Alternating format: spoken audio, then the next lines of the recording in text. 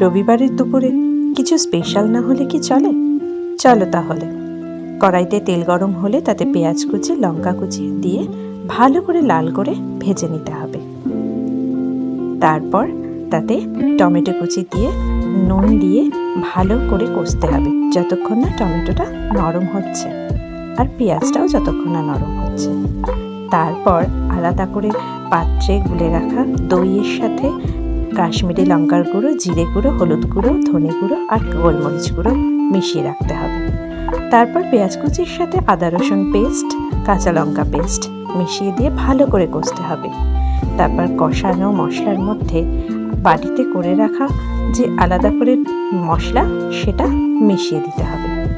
মিশিয়ে দিয়ে ভালো করে তেল ছাড়া অবধি কষিয়ে যেতে হবে, মাঝে মাঝে গরম জল দিয়ে। তারপর মাংসগুলো দিয়ে ব্যাস কষিয়ে নিয়ে প্রেশার